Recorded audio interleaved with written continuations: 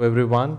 So I would like to welcome you all to this NEETPG recall session, and first of all I want you to know that this particular NEETPG exam was a unique exam where we had very good quality clinical questions in the paper, and I think almost everything that we predicted, almost everything that we talked about in the classes has been asked in this particular exam. So I'm sure many of you would have been happy with the radiology part of the paper.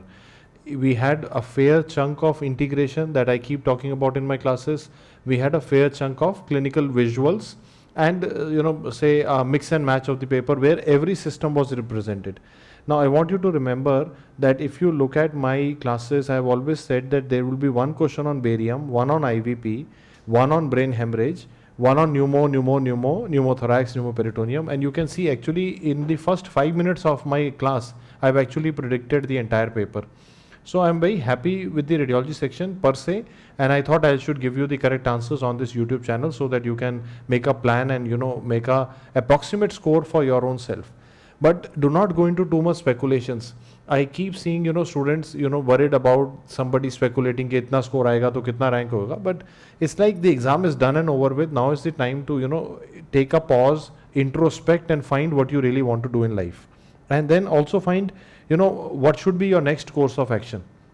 All this will happen when you start thinking, when you start taking the pause that is needed. You have been working very hard, and my heart is out to all the students who have appeared for this exam, because this was not an easy exam. We had multiple issues like COVID, pandemic, people getting sick, and so it was such a difficult time, exams getting postponed. And hats off to all the young children who have still managed to keep the spirit alive, to study further, to make a career in such adverse scenarios. So I am thumbs up to all of you, and I wish you all the best. So let me start the discussions of the questions. So this is the first question, and you might have seen that in every of my class I keep talking about this particular question. Okay, so let me just show you the answer first. So this is a snapshot from my class on the eMedicoz app, on the DAMS Daily online product, where I tell that this is a CT scan, this is a PET scan. If we combine the two, we get a PET CT.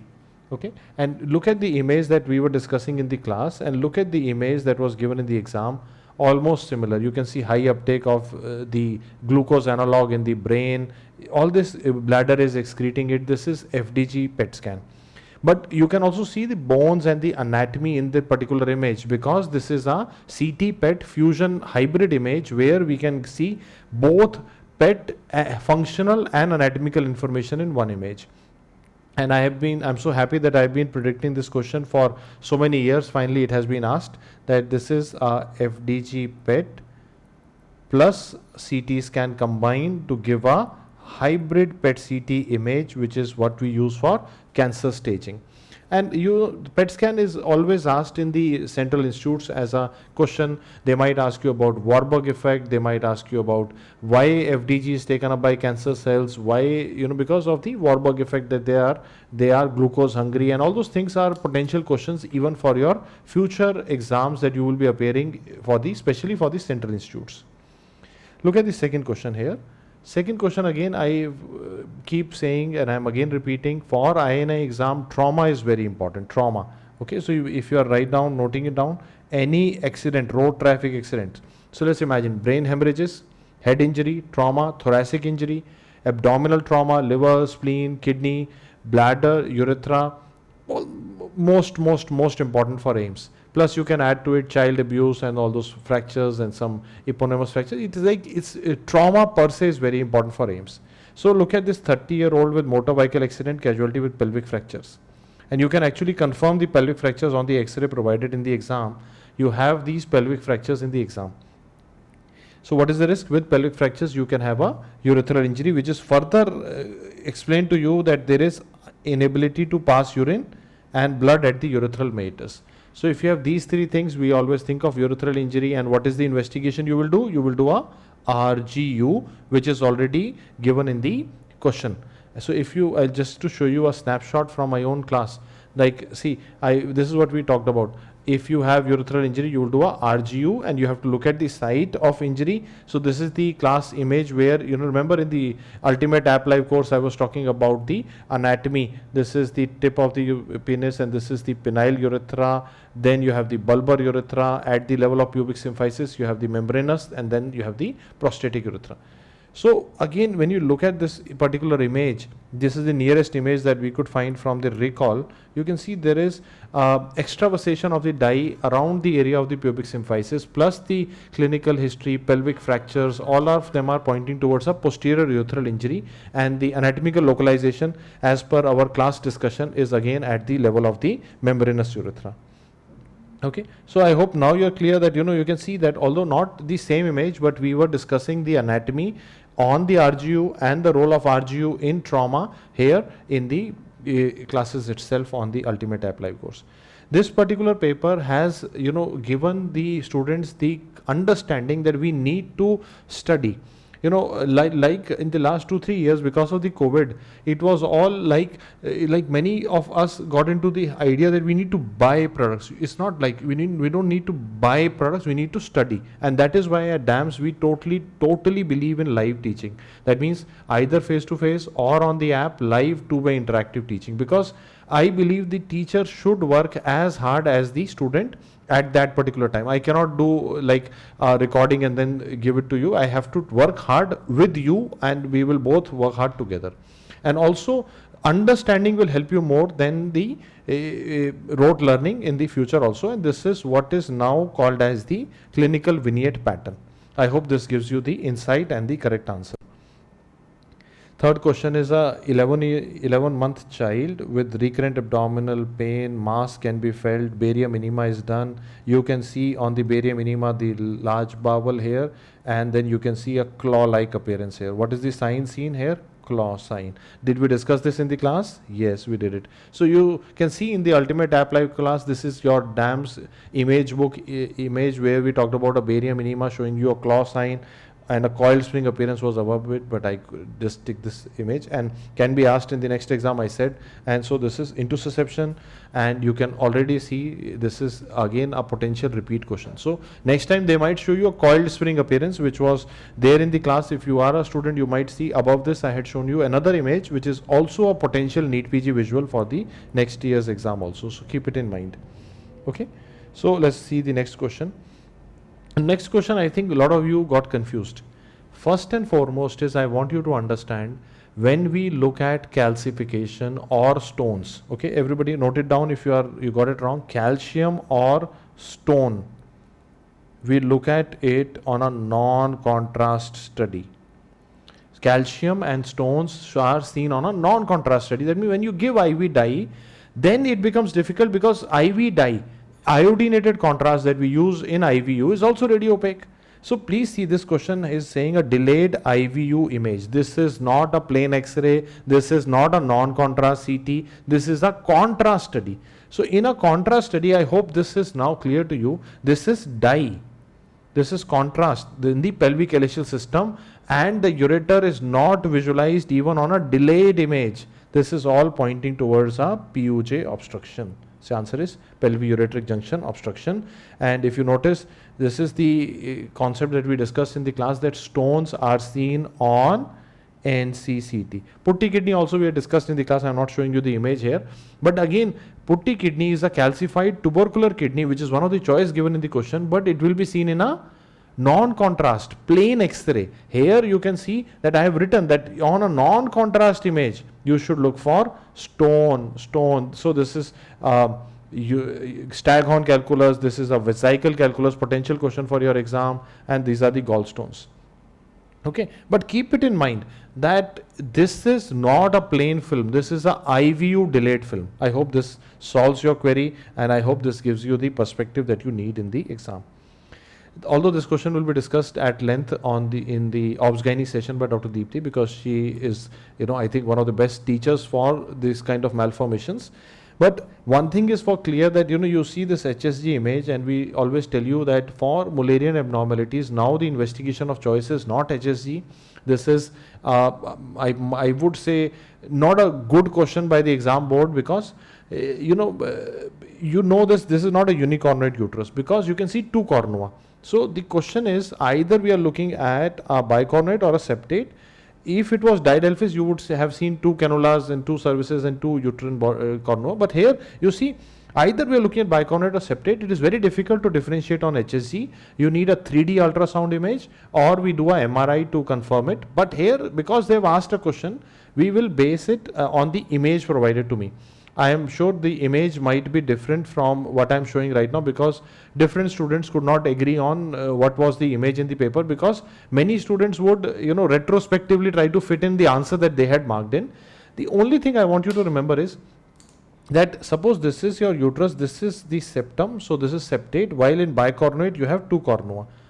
So a bicornuate uterus, the cornua will be more, the angle between the two will be more widespread, the distance between them will be more wider. This is more acute, they are more close together. If this was the image, I would go with the septate uterus as the answer.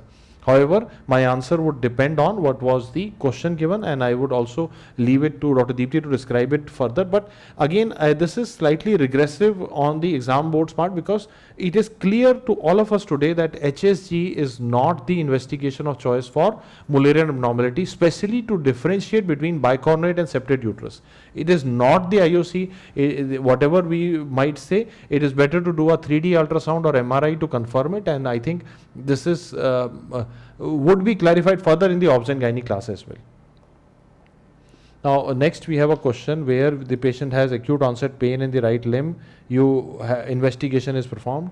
So what do you see here? You can see a waveform. Is this arterial or venous? This is a arterial waveform. Arterial. How do we know? In peripheral vessels, in our peripheral vessels, we have a waveform like this. So I hope you can see it. Systolic peak, then we have a diastole, and you can see upstream. This is called as the triphasic. This is called as the triphasic flow, which is seen in the peripheral arterial flow on a Doppler study. This is a Doppler study or a duplex scan, or we can say this is a spectral Doppler, where we are looking at blood flow as a waveform. If we look at blood flow as colors, we will call it as color Doppler, where the color is dependent on the direction of flow. And if we look at only the flow using, looking at the amplitude of the sound, and we are looking only at the flow in a tumor or in an organ, that is called as the power Doppler. So this particular case, the answer is ultrasound Doppler. I think most of you got it right. It was straightforward. And again, this patient has some clinical history given to you: 35-year-old, fever, expectoration, difficulty breathing, HRCT is performed. So fever is there, difficulty breathing, expectoration is there. You see a HRCT showing you opacities. And what do you see in the opacity?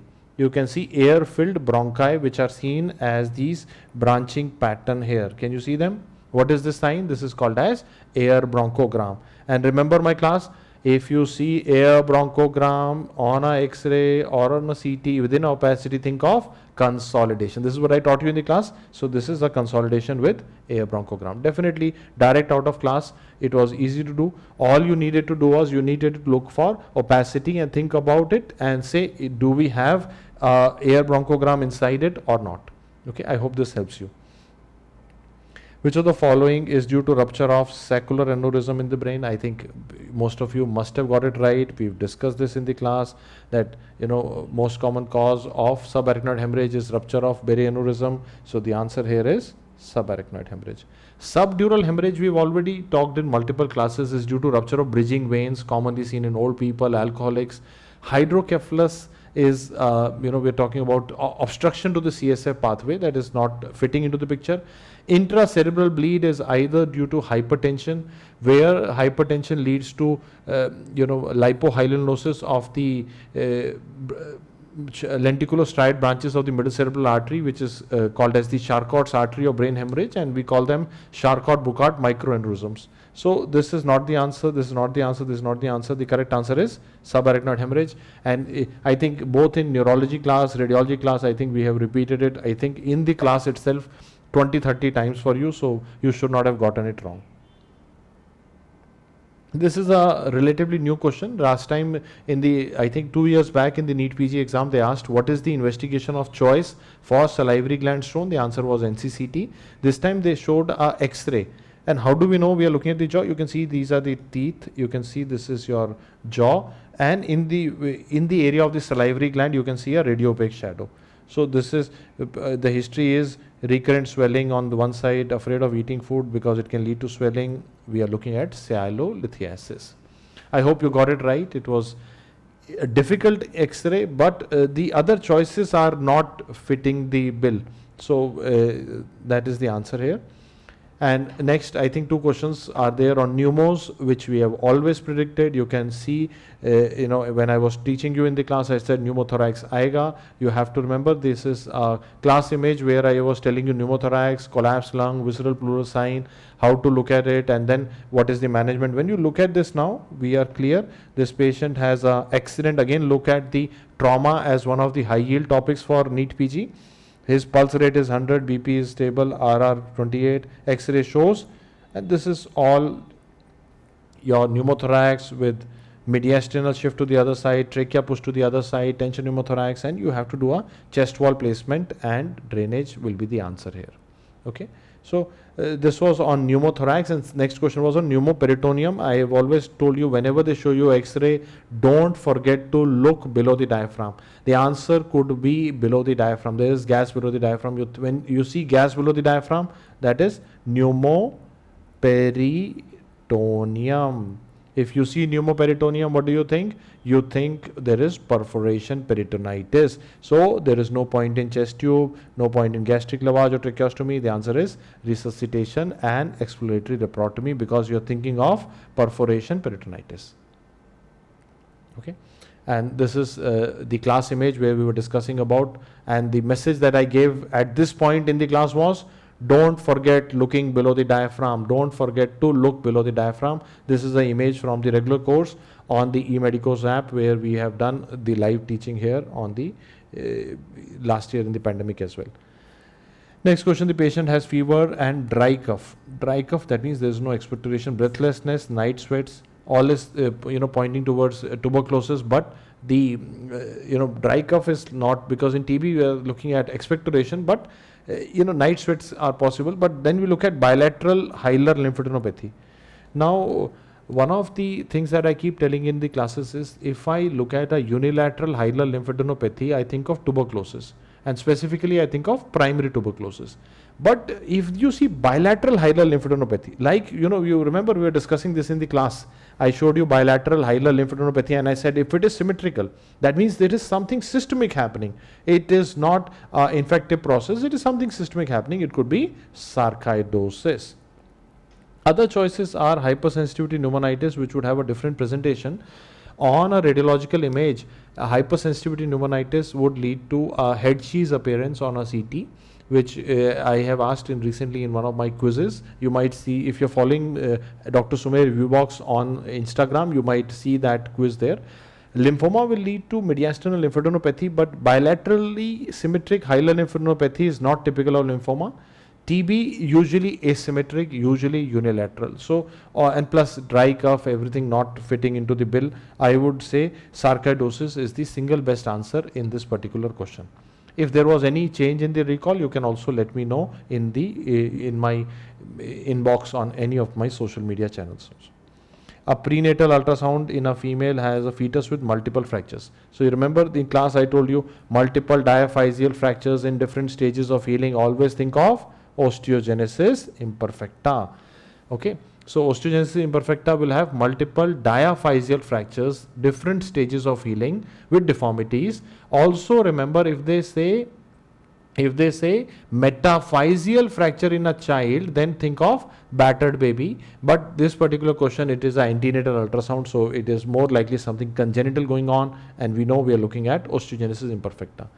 Achondroplasia will lead to a dwarfism with rhizomelic dwarfism. So the femur will be shorter. So there will be disproportion between the femur length and the rest of the thing. So that might help you, but this is not the answer here.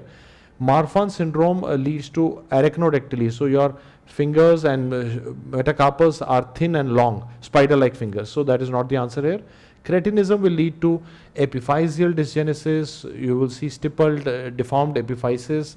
You will have delayed bone age in the question. All those things would happen. But here it is an antenatal ultrasound with multiple fractures. I think you could have got it right just by guessing also. Okay. Finally, this particular question, if you remember in the class when I was showing you enchondroma, this is how enchondroma looks like in phalanges, and I told you if they show you multiple, it could be an Olier's disease. If you have hemangiomas, it could be Maffucci syndrome. This is what we discussed in the ultimate live class, and here the answer was directly multiple enchondromas. Okay, so because you see multiple phalangeal lytic lesions with some stippling, all pointing towards a benign lesion called as enchondroma. Okay, I hope you got it right, and I'm sure many of you would have done almost each one of the questions that I've shown right. And if you were following, and even if you were listening in the class, I think 100% of the questions are directly or indirectly from your class discussions.